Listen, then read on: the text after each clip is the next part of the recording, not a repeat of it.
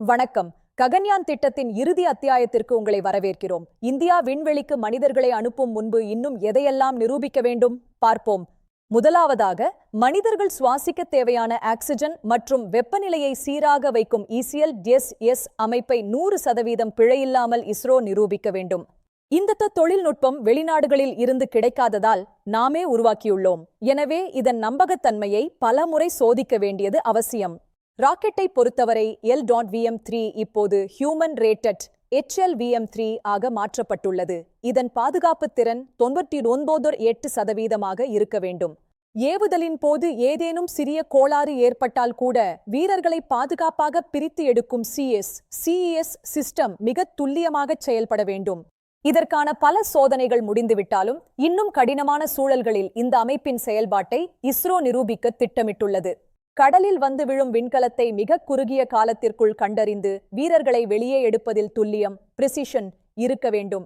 முழுமையான விண்கலத்தை மீட்கும் பயிற்சிகள் மற்றும் இரவு நேர சோதனைகள் இந்திய கடற்படையால் தொடர்ந்து மேற்கொள்ளப்படும். அடுத்ததாக மார்ச் 2026 நடக்கவுள்ள ஜீவன் சோதனையில் வியோமித்ரா ரோபோ அளிக்கும் தரவுகள் மிகவும் முக்கியமானவை. விண்வெளியில் கதிர்வீச்சு மற்றும் அதிர்வுகள் அந்த ரோபோவின் சென்சார்களில் எப்படி பதிவாகின்றன என்பதை விஞ்ஞானிகள் உன்னிப்பாக கவனிப்பார்கள்.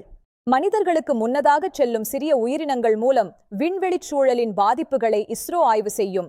விண்கலத்தை வழிநடத்தும் மென்பொருள்கள் சாஃப்ட்வேர் எவ்வித தடையுமின்றி செயல்படுவதை உறுதி செய்ய பில்லியன் கணக்கான சிமுலேஷன் சோதனைகள் தேவை.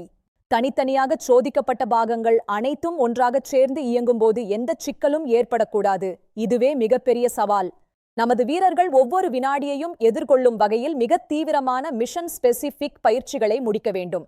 வீரர்களின் உடல் மற்றும் மனநலம் 100% தகுதியுடன் இருப்பதை உறுதி செய்வது இந்த திட்டத்தின் இறுதி அங்கமாகும்.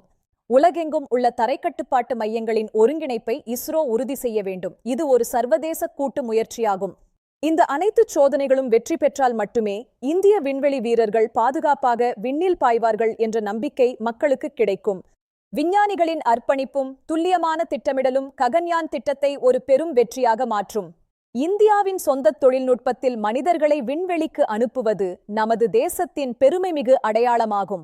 அந்த இறுதி கவுண்டவுன் தொடங்கும் வரலாற்று தருணத்தை நோக்கி நாம் ஒவ்வொரு நாளும் நெருங்கிக் கொண்டிருக்கிறோம். ககன்யான் பற்றிய இந்த 10 அத்தியாயங்கள் உங்களுக்கு பயனுள்ளதாக இருந்திருக்கும் என நம்புகிறோம். இந்தியாவின் விண்வெளி கனவுகள் மெய்ப்படட்டும். இன்றுக்கு பூமியின் சுற்றுப்பாதை, நாளை நிலவு, நாளை மறுநாள் செவ்வாய் என இந்தியாவின் பயணம் தொடரும்.